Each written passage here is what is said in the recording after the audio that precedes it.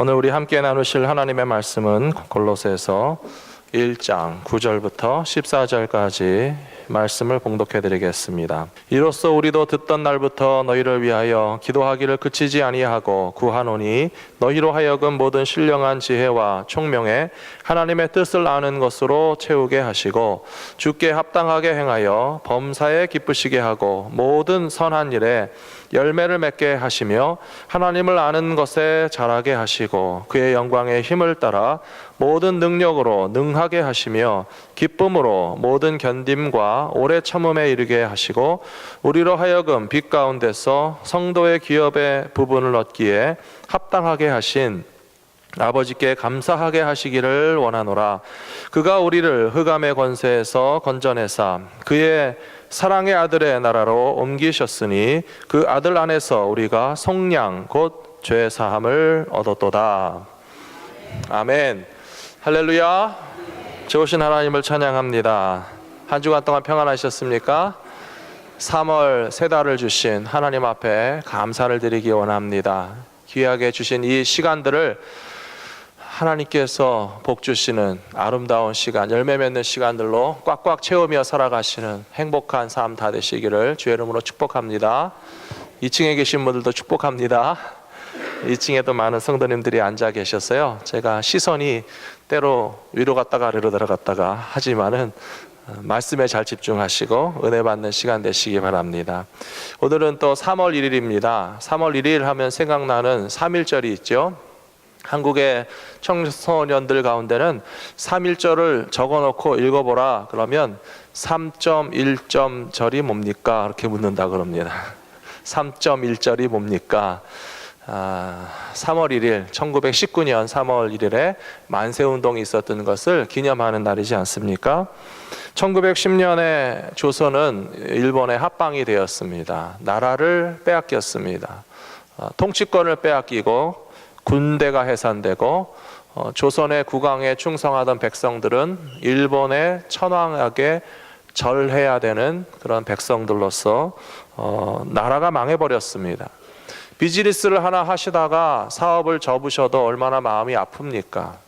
혹시라도 내 집 가지고 사시던 분들이 내 집이 없어지고 남의 집에 얹혀 살게 되는 것은 얼마나 속상한 일입니까? 우리의 개인의 삶에 있어서도 내가 주인이었던 것을 빼앗기고 종로로 타게 되면 슬픔과 수치와 아픔이 큰데 나라 전체가 망해버렸던 적이 있습니다. 우리 민족은 그런 고통을 당했는데 한 10년 지나서 더 이상 억압받는 삶을 살 수 없다고 나서서 만세운동을 불렀던 것이 3.1절이었습니다. 세계적으로도 유명한 만세운동입니다. 왜냐하면 그렇게 식민지 신세가 되었어도 자신들의 자주 독립을 주장할 수 있는 패기가 있는 민족이라고 하는 뜻이고요. 평화운동으로서 만세운동을 주장했다라고 하는 것이 어떻게 보면 좀 한심해 보이기도 합니다. 칼을 들고 싸울 일이지 말발굽 아래 짓밟히고 일본 순사의 칼날 아래 찔리면서도 피를 흘리면서도 비폭력 평화 만세운동으로 조선의 독립을 주장했다는 것이 조금 답답해 보일 수도 있지만 그것이 오히려 우리 민족의 위대함을 나타내는 것이라고 세계 역사에는 기록되어 있습니다. 1919년 3.1운동으로 독립을 쟁취했다면 얼마나 좋았겠습니까? 그 이후로도 자그마치 26년이나 더 일본의 식민지 생활을 할 수밖에 없었고 도합 36년이나 되는 긴 세월이 지난 이후에 2차 대전이 종전되고 일본이 패망한 덕분에 우리 민족은 해방을 얻었습니다. 그래서 우리 민족의 근세사에서 가장 기쁜 날을 꼽으라면 1945년 8월 15일이 가장 기쁜 날이라고 말할 수 있을 것입니다. 자유와 해방을 얻었고 자주 독립을 얻었고 더 이상 일본 사람 앞에 착취를 당하지 않아도 되는 그 광복절을 가리켜서 해방절이라고 불렀습니다. 이 자리에도 혹시 1945년에 태어나신 분들 계시죠? 그때 기쁨이 기억나십니까?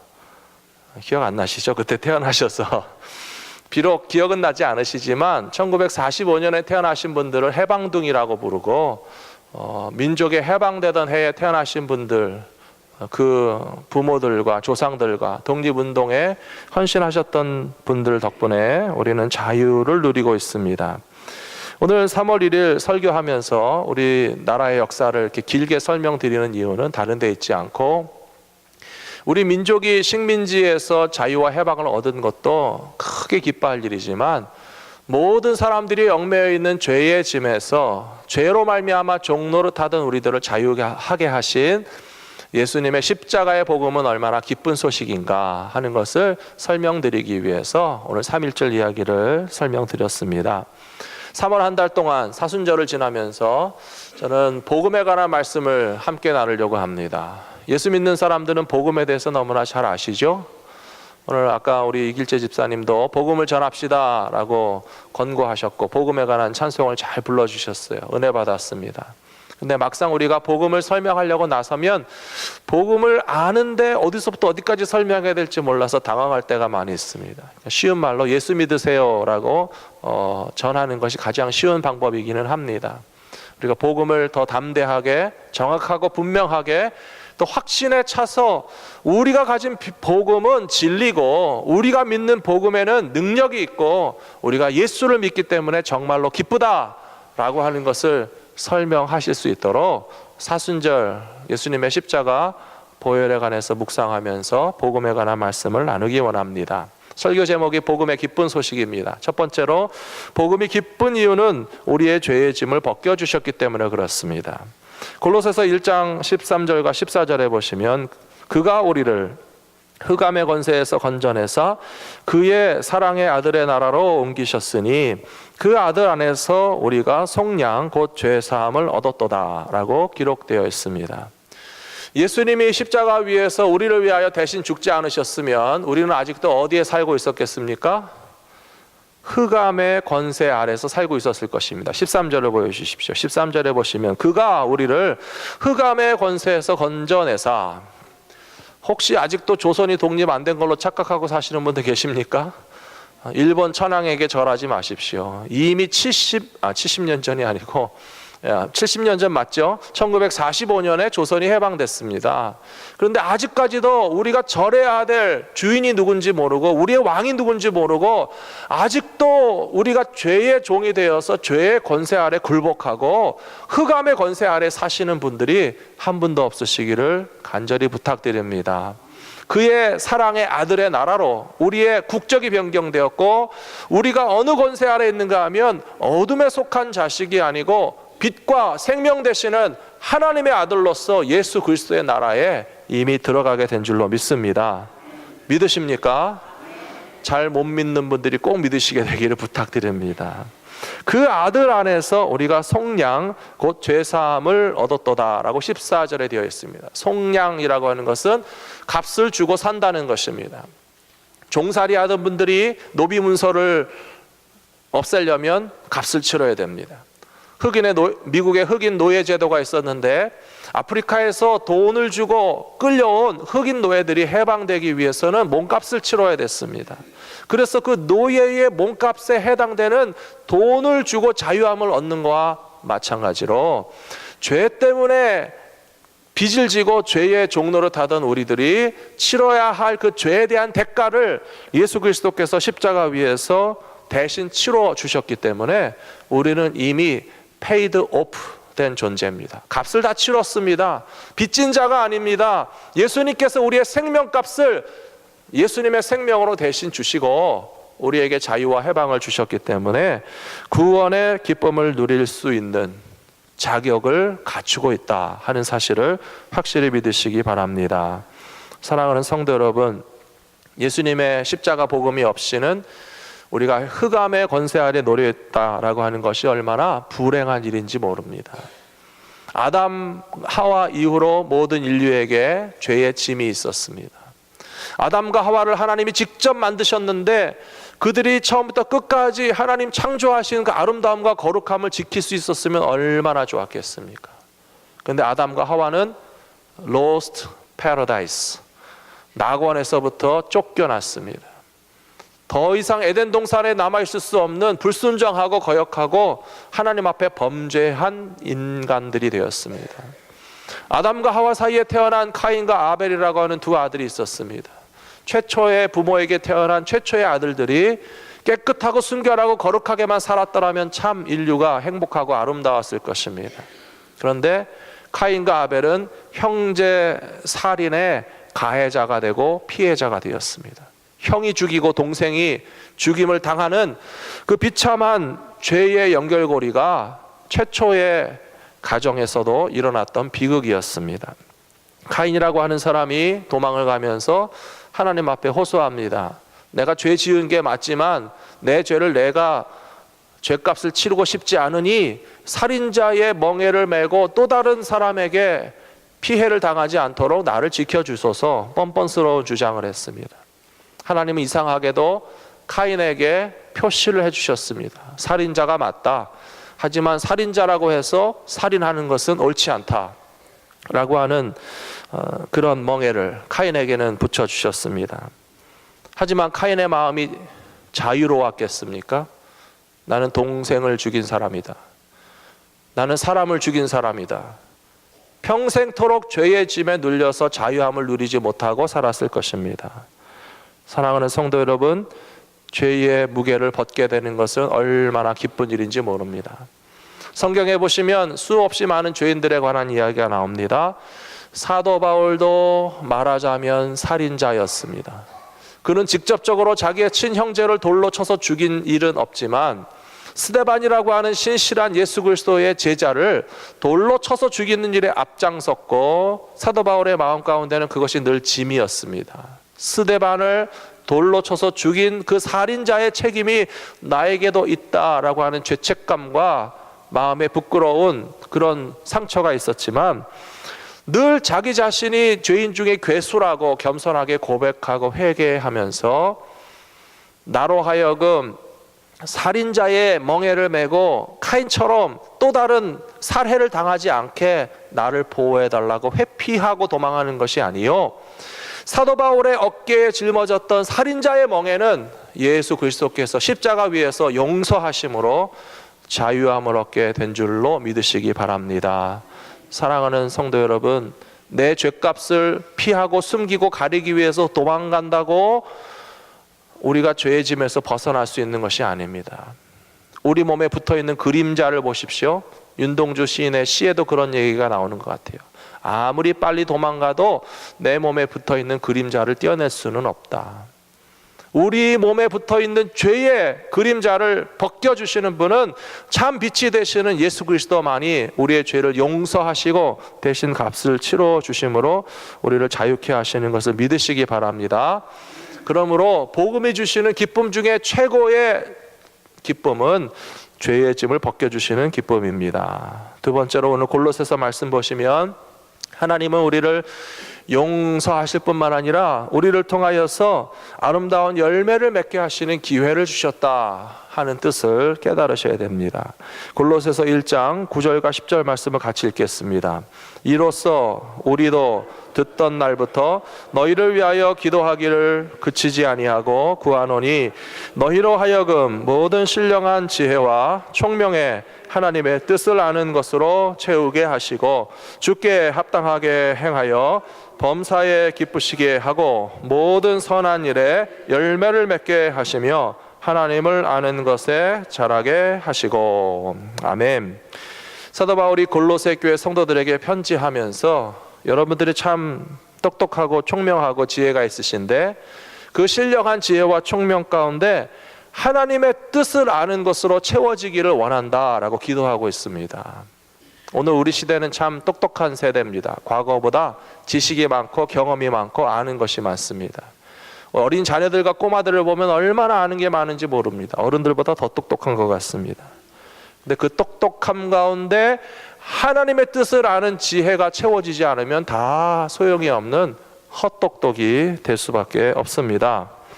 우리 2015년 3월을 오늘부터 맞이하게 됩니다. 3월 한 달 동안 뭐 하면서 사시겠습니까? 자고 먹고 자고 먹고 자고 먹고 우리의 시간을 의미 없는 일에 허비하는 일들이 너무나 많이 있습니다. 요즘 한국에서 인기 있는 텔레비전 프로그램 중에 하나 삼시세끼라고 하는 프로그램이 있다고 합니다.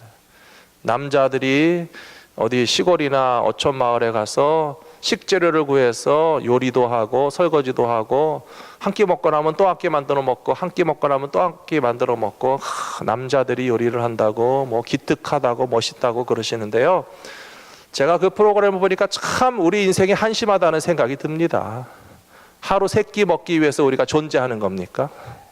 한 끼 먹고 해먹고 치우고 해먹고 치우고 해먹고 치우고 잠자고 그 다음날은 또 뭐 먹을까 걱정하고 해먹고 치우고 해먹고 치우고 해먹고 치우고 또 잠자고 참으로 허무한 인생입니다.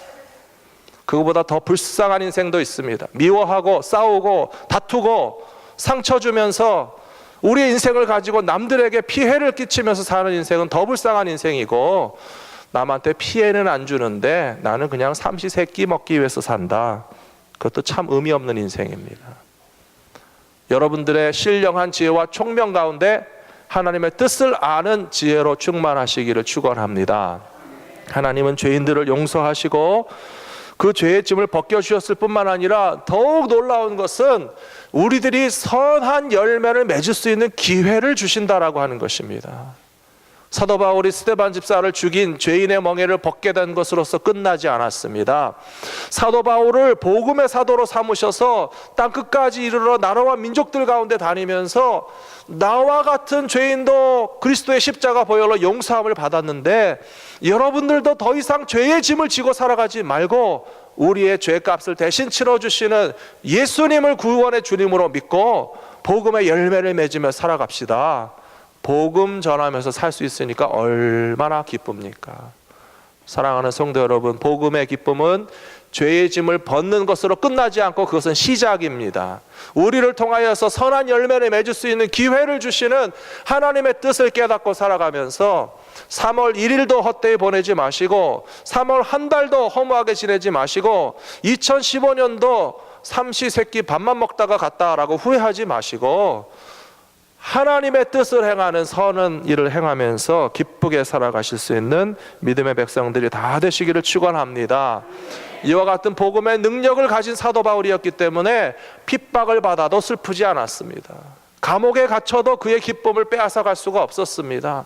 어떠한 저항감과 거절과 환난을 당해도 사도 바울은 내가 왜 사는지를 분명히 아는 사람이었기 때문에 복음의 열매를 맺으면서 살아가는 사도 바울은 항상 감사할 수 있었습니다. 나는 하나님을 기쁘시게 하는 인생을 살고 있다라고 하는 확신을 가지고 있었기 때문에 그의 인생이 선한 열매로서 충만하게 되었던 것처럼 저와 여러분도 그와 같은 복음의 능력을 가지고 열매를 맺으며 살아가셔야 할 줄로 믿습니다. 세 번째로 복음이 우리에게 기쁨을 주시는 것은 골로새서 1장 21절과 22절에 보시면 우리를 거룩하고 흠없게 하신다라고 하는 말씀이 나옵니다. 참 놀라운 말씀입니다. 같이 읽겠습니다. 전에 악한 행실로 멀리 떠나 마음으로 원수가 되었던 너희를 이제는 그의 육체의 죽음으로 말미암아 화목하게 하사 너희를 거룩하고 흠없고 책망할 것이 없는 자로 그 앞에 세우고자 하셨으니. 아멘.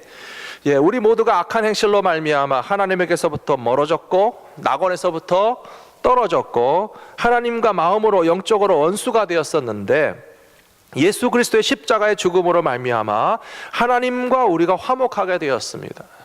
죄인들은 하나님 앞에 설 수 없습니다. 오늘 우리들이 하나님 앞에 예배드리러 나왔다라고 하는 것은 두렵고 떨리는 일입니다. 한편으로 너무너무 기쁜 일입니다. 우리가 하나님 앞에 올 수 있는 자격이 생겼구나. 어떻게 그 자격을 얻으셨습니까? 공부 열심히 하셨습니까? 돈 많이 버셨습니까? 운동 열심히 하셨습니까? 착한 일 많이 하셨습니까? 아닙니다. 예수님의 십자가 복음이 우리가 하나님 앞에 화목하게 할 수 있는 예배 드릴 수 있는 예배자로서의 자격과 특권을 주신 것이라고 믿습니다. 이렇게 죄인으로서 용서함을 받고 두 번째로 받던 것처럼 우리가 선한 열매도 맺을 수 있는 기회를 주셨다는 것이 너무나 감사한 일인데요. 이 세 번째 내용은 더 놀라운 것입니다. 우리를 거룩하게 하시고 흠없고 책망할 것이 없는 자로 세우실 하나님의 계획이 있다고 말씀하십니다. 저는 이 말씀을 읽을 때 참 흥분이 되고 너무 기쁘다라고 하는 생각이 듭니다. 이 세상에는 흠 없는 사람을 찾는 것이 얼마나 어려운 일인지 모릅니다. 요즘 한국에서는 장관 한 사람을 세우려고 전화를 하면 다 거절을 한다고 합니다. 제발 저를 장관시키지 마십시오. 장관하려면 청문회를 통과해야 되고, 청문회에 가게 되면 나의 온갖 비리와 실수와 허물들이 다 까발려지게 될 텐데, 괜히 그동안 했던 거 다 왕창 무너지게 하지 마시고, 나 장관 안 해도 좋으니 제가 장관 자리에 세우겠다고 청문회에 올리지 마십시오. 청문회를 보시면 가관입니다. 안타깝게도 고위 관직에 나설 만한 사람이 하나도 없는 것 같습니다. 위장 전입을 했던지 부동산 투기를 했던지 뭐 기타 등등 군 면제를 받기 위해서 무슨 뭘 했든지, 아니면 뭐 다 말하기도 부끄러울 지경입니다. 더 웃기는 코미디는 뭔지 아십니까? 그렇게 장관 총리 후보자를 열심히 비판하는 국회의원들도 지금 현재 똑같은 행동들을 다 하고 계시는 분들이 그렇게 열심히 비판을 한다는 겁니다. 더 웃기는 것은 그렇게 자격이 없다고 서로 욕하고 자격 미달이라고 비판하던 분들이 어찌어찌 하다 보면 장관도 되고 총리도 되고 다 됩니다. 이게 뭐 하는 노릇인가. 잘하면 우리한테도 기회가 돌아오겠구나 하는 생각이 듭니다. 다 못할 만한 분들도 다 하시는데 찾고 찾다가 보면 누가 하게 될까 하는 생각이 듭니다. 사실상 흠이 없는 사람은 아무도 없습니다. 그런데 어떻게 하나님께서는 오늘 말씀해 보시듯이 우리들을 거룩하고 흠없고 책망할 것이 없는 자로 하나님 앞에 설 수 있도록 하시겠다라고 하는 그 계획이 얼마나 놀라우신 하나님의 계획인가라고 하는 것을 깨달아야 됩니다. 사랑하는 성도 여러분, 하나님은 우리를 거룩하게 만드실 계획이 있으시고 그 계획을 실행하시는 능력이 있으신 아버지가 되시는 것을 믿으시기 바랍니다. 사도 바울이 죄인의 괴수였습니다. 스데반을 돌로 쳐서 죽인 살인자 중에 하나였습니다. 십자가의 원수로 행했던 사람입니다. 그런데 그에게 사도라고 하는 직분을 주시고 그를 세인트 폴이라고 부르지 않습니까? 거룩한 사도 바울이라고 부르지 않습니까? 어떻게 살인자요 죄인 중에 괴수였던 그 사람이 세인트 폴이 되었습니까? 성자 바울이 되었습니까? 하나님께서 그를 거룩하게 변화시키신 복음의 능력 덕분이라고 믿습니다. 우리들도 크게 다를 바가 없는 존재들이지만 예수 그리스도의 복음 안에서 하나님의 거룩한 자녀로 변화시키실 소망을 품고 신앙생활 하시는 저 여러분 되시기를 부탁드립니다. 비록 소설 속에 나오는 이야기이기는 하지만은 레미제라블에 나오는 장발장이라고 하는 사람이 전과자가 된 것은 배고파서 처음에 빵을 훔친 것 때문에 전과자가 되었습니다. 5년형을 받았습니다. 억울해서 여러 번 탈출을 시도하다가 그의 형기는 19년까지 증가되었습니다. 빵 하나 훔쳤고 탈출을 시도했고 점점 형기가 늘어나서 19년을 감옥에 있다가 나온 다음에 보호 관찰 신분이 되었는데 경찰이 계속 따라다닙니다. 보호 관찰을 여러 번 어겼습니다. 자베르라고 하는 형사의 눈에 보기에는 이 죄인이, 이 전과자가, 이 감옥에 갔다 왔던 사람이 무슨 짓을 하는가 계속적으로 쫓아다니면서 정죄하고 위험인물이라고 꼬투리만 잡히면 또 감옥에 집어넣을 생각을 하면서 그를 평생 괴롭혔는데, 자베르같이 정죄하고 죄를 찾고 묻고 캐는 사람이 결코 죄인을 거룩하게 만들지는 못합니다. 죄송한 이야기지만 감옥 한번 갔다 와서 착해질 것 같으면 너도 나도 한 번씩 다 가셨으면 좋겠습니다. 안타깝게도 감옥에 갔다 와서 더 착해지는 사람은 찾기는 쉽지 않습니다. 오히려 죄가 악해질 수 있고 죄 짓는 방법을 배워올 수 있고 사회에 대한 불만과 원망과 그 마음에 받은 상처 때문에 더 무서운 범죄자로 전락하는 경우도 많습니다. 장발장은 누가 변화시켰습니까? 그를 용서한 사람이었습니다. 성당에 들어가서 은촛대를 훔쳐가지고 나왔는데 금방 잡혀가지고 성당에서 은촛대 훔쳐간 이 사람 전과자입니다. 신부님이 말씀하시기를 은그릇도 가져가라 그랬더니 왜 은촛대만 가져갔습니까? 하면서 그의 가방 속에 은촛대를 밀어넣어주고 경찰에게 말하기를 이 촛대는 선물한 것이지 훔친 것이 아닙니다. 용서의 복음만이 죄인을 변하여 거룩한 인생 살게 하는 능력이 있는 줄로 믿습니다. 사랑하는 성도 여러분, 하나님께서 우리를 거룩한 자로 삼으시겠다는 계획을 가지고 계시다는 사실이 너무 민망하지 않습니까? 너무 부끄러운 일이 아닙니까? 우리와 같은 죄인을 어떻게 하나님께서 거룩하게 하시겠다고 흠이 없고 책망할 것이 없는 자로 삼으시겠다라고 하는 하나님의 계획은 우리 속에 있는 모든 죄악을 다 뽑아내가지고 죄를 정죄해가지고 우리의 죄를 심판해가지고 너 속에 죄가 하나도 못 남아있도록 내가 뜯어 고치겠다라고 하는 뜻이 아니신 것이라고 저는 생각합니다. 용서하심이고 우리를 사랑하심이고 우리가 하나님 앞에 녹아지고 죄가 얼마나 더럽고 추한 것인지 깨달아서 철저히 참회하는 마음으로 변화되면 어느 날 하나님 앞에서 우리도 거룩한 자라고 칭찬을 받는 믿음의 인생을 살게 될 것이라고 믿습니다.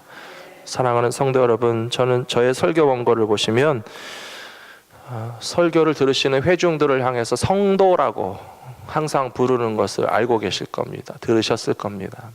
성도라고 하는 말은 거룩한 무리라고 하는 뜻입니다. Holy people입니다. 우리가 어떻게 거룩한 백성, Holy people이 될 수 있습니까? 우리 홀리하지 않은데. 그러나 하나님께서 그렇게 만드실 계획이 있으시기 때문에 저는 믿고 우리가 다 거룩한 백성이 되어져가는 이 성화의 과정을 가고 있다라고 믿기 때문에 성도라고 부르는 것이고 하나님께서 우리를 거룩한 백성 언젠가 삼으실 것을 믿고 힘쓰는 것입니다. 지난주에도 말씀드렸지만 저는 교회가 영적으로 가장 안전한 공동체가 되었으면 좋겠습니다. 죄인들이 도망가는 교회가 아니고 죄인들이 찾아오는 교회가 되어야 됩니다. 죄인들이 왔다가 당신 죄인이다라고 해서 상처를 주고받는 교회가 아니라 죄인인 것은 맞지만 하나님 앞에 용서를 받았을 뿐만 아니라 우리는 지금 거룩해 가는 과정 가운데 있는 성도라고 서로 인정해주고 품어줄 수 있는 그런 믿음의 공동체가 될 때에 하나님의 계획하심이 이루어지는 신앙생활의 삶을 살게 될 것이라고 믿습니다. 사랑하는 성도 여러분, 복음 안에 기쁨이 있는 줄을 깨달으셨습니까? 죄의 짐을 벗겨주셨으니까 복음에는 기쁨이 있고요. 죄인들인데 선한 열매를 맺을 수 있는 기회를 주셨으니까 복음에 기쁨이 있고요. 죄인이었으나 우리를 거룩한 자로 만드실 하나님의 계획하심이 분명하기 때문에 복음 안에는 기쁨이 있는 것을 분명히 믿고 살아가시는 모든 성도들이 다 되시기를 주의 이름으로 축복합니다. 기도하겠습니다. 사랑하시는 아버지 하나님, 감사합니다. 우리가 죄인인데 우리의 죄값을 우리가 다 치를 수 없으나 하나님의 아들이신 예수 그리스도께서 십자가 위에 죽으심으로 우리의 모든 죄를 용서하여 주신 줄로 믿습니다. 죄의 짐을 벗겨주신 자유와 해방의 기쁨을 분명히 깨닫게 하여 주시옵시고 우리들을 통하여서 선한 열매도 맺으시기 원하시는 하나님의 뜻을 이루며 살게 하여 주시옵소서.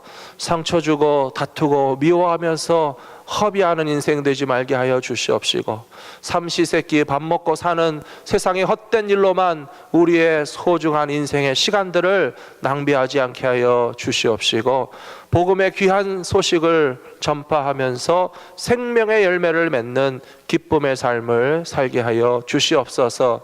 아직 우리가 멀었지만 하나님은 우리를 거룩한 자로 삼으시기 원하시는 것을 믿습니다. 아버지 하나님, 변화시켜 주시옵시고 죄악의 유혹과 시험을 떠나게 하여 주시옵시고 하나님의 마음을 아프시게 하는 말과 행동이 우리 삶 가운데서 사라지게 하여 주셔서 거룩한 하나님의 백성이라고 하는 부르심을 받기에 부끄러움이 없는 믿음의 길을 달려가게 하여 주시옵소서. 모든 교회들마다 복음의 능력이 나타나게 하여 주셔서 죄인들이 얼마든지 찾아오는 교회가 되게 하여 주시옵시고 죄인들이 상처를 받고 마음의 고통을 당하는 것이 아니요 그 모든 죄책감에서 자유함을 얻도록 주님이 용서하여 주심을 서로 기뻐하고 서로 격려하고 서로 축복할 수 있는 회개한 죄인들의 공동체가 되게 하여 주시옵소서. 그리고 모든 교회가 하나님 앞에 거룩한 백성들이라고 성도라고 불리우기에 부끄러움이 없는 신앙생활을 할 수 있도록 성령께서 매일매일 우리의 마음과 생각과 언어와 행실을 지켜 주시옵소서. 우리 주 예수 그리스도의 이름으로 간절히 기도 올리옵나이다. 아멘.